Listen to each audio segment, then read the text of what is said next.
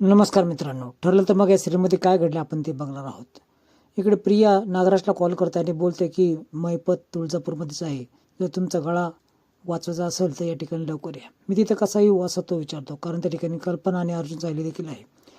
तुम्हाला केलेल्या गुन्ह्यापासून वाचायचं असेल तर नक्की या. इकडे पोतराज एक चाबूक मारत असतो स्वतःच्या अंगाला. ते पाहून सायली बाहेर येते, तर तिला तो बाबू दिसतो. ती बाबू म्हणून त्याला हाका मारते, पण तो तिथून निसटतो. त्याच्या पाठोपाठ ती देखील निघते. अर्जुन सायली कुठे गेली हे बघायसाठी बाहेर येतो. इकडे प्रियाला कॉल करतो नागराज आणि बोलतो मी बाहेर आलो आहे. तर तो बाहेर आलेला असतो. छान हुडी त्यांनी घातलेली असते लपण्यासाठी. दोघेही मैपत जिथं लपलेला आहे त्या टुंपशी जातात. तिथं लॉक असतं, ते लॉक तोडावं लागेल असं प्रिया बोलते. ते लॉक तोडण्यासाठी ती दगड देखील आणून देते आणि दगडने ते लॉक तोडलं जातं. दोघेही घरामध्ये प्रवेश करतात.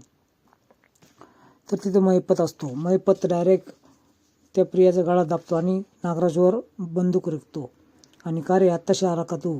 तुझ्या गळापाशी येईल तेव्हा असं हे आला का तू? त्यावेळेस मी आलो होतो, त्याच ठिकाणी होतो, पण अर्जुन आणि सायली असल्यामुळे मला बाहेर येता नाही आलं. मी बाहेर गाडी घेऊन थांबलो देखील होतो, पण तू तिथं आलाच नाही.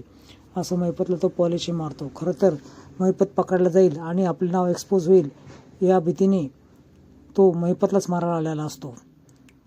तर काही करून नागराज मैपतची बंदूक वरच्या दिशेने लोटतो आणि त्याच वेळेस चकामकीमध्ये बंदुकीतून गोळी सुटते. ती गोळी भिंतीला लागते, पण नागराज आणि प्रियाला मैपत ढकलून देतो आणि तिथून पळ काढतो. इकडे बाबूच्या पाठीमागं दोघेही आलेले असतात. मी बाबूला बघितलं असं ती बोलते. माझ्यावर विश्वास ठेवा हे देखील बोलते. अर्जुन बोलतो माझा विश्वास आहे तुझ्यावर. बाबू जर सापडला तर खूप मोठं एक्सपोज होईल असं अर्जुन बोलतो. दोघेही पाठलाग करतात. इकडे मैपत देखील त्याच्या पंटरला कॉल करतो आणि रोडच्या पलीकडे यायला सांगतो. तसं तो बाहेर निघायच्या दिशेने लागतो. नागराज आणि प्रिया त्याचा चांगलाच पाठलाग करतात, पण चुकामुक करून मैपत तिथून निसटतो. पण त्याचा जीव काय भांड्यात पडत नव्हता. तो सुटकेचा श्वास घेण्यासाठी इकडून तिकडून पळत होता, पण हे दोघेही त्याच्या पाठीमागावरच होते. त्यावेळेस तुझं तोंड गप ठेव असं नागराज बोलतो, कारण तुझं तोंड जर चाललं तर तसंच काहीतरी वेगळंच होतं असं नागराज बोलतो. इकडे सायली आणि अर्जुन चांगलाच बाबूचा पाठलाग करत असतात. पाठलाग करता करता त्याच्या हातातलं एक कापड पडतं. इकडं दोन ठिकाण असतात. प्रिया आणि नागराज मैपतला शोधत असतात. मैपत कसा बसा लपत असतो, कारण त्याला अर्जुन आणि सायली देखील दिसतात. अर्जुन आणि सायली बाबूचा पाठलाग करता करता त्याच्याजवळ जातात. इकडे मैपत देखील त्याच्या पंटरजवळ येणार, कारण तो खूप थकलेला असतो. इकडे बाबू खाली पडतो आणि एका विहिरीच्या पाठीमागे जाऊन लपतो.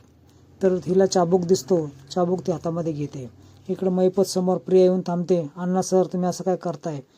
आपण एका टीममधले आहात ना. साक्षी तर वर गेली, पण साक्षीचं नाव तू घेऊ नकोस असं मैपत तिला बजावतो आणि तिचा गळा दाबतो. ज्यावेळेस गळा दाबतो त्याच वेळेस पाठीमागून नागराज त्याच्या डोक्यात मारतो. तर मैपतला चक्कर येते आणि त्याच्या गाडीपासून अगदी जवळ आलेला असताना देखील तो तिथून लांब जातो. इकडे देवीच्या मंदिरासमोर बाबू पडलेला दिसतो. त्यावेळेस खरं सांग तू असं अर्जुन बोलतो. तू बाबू आहेस ना? तूच गाडी चालवलं, ड्रायव्हर तूच होता ना? किल्लेदारांना ॲक्सिडेंट केला तूच आहे ना? ज्यावेळेस अर्जुन मारत असतो त्याला, त्यावेळेस माराच्या भीतीने तो घाबरतो आणि सगळं पोपटासारखं बोलू लागतो. मी मैपतच्या हातानेच मारणार होतो, म्हणून मैपतला असं वाटलं मी मेलो. त्याच्यानंतर डॉक्टरांनी सिस्टरने मला वाचवण्याच्या जीवाच्या भीतीने मी तुळजापूर येथे येऊन थांबलो आणि देवीची सेवा करायला लागलो. पाप धुतलं जावं या आशेने. त्यावेळेस अर्जुन बोलतो की पाप आशेने धुतलं जाणार नाही, तू पोलिसांकडे चल. त्यावेळेस पोलिसांकडे नको, मी शिक्षेला काही घाबरत नाही, पण तिथं झालं तर मैपत मला मारून टाकेल असं तो बोलतो. त्यावेळेस गुन्ह्याची कबुली तो देतो आणि यामध्ये किल्लेदारांबरोबर अजून एक सुपार देणारा व्यक्ती आहे असं तो बाबू सांगतो. त्यावेळेस त्या माणसाला ओळखशील का असं अर्जुन विचारतो. हे तुम्हाला पुढील भागामध्ये कळणार आहे आणि त्या व्यक्तीचं नाव देखील कळणार आहे ज्यांनी सुपारीही दिली होती. तर नक्की त्याच्यातून नवीन खुलासा होणार आहे. अर्जुन आणि सायलीला एक चांगली धागा सापडला आहे. व्हिडिओ नक्की बघा.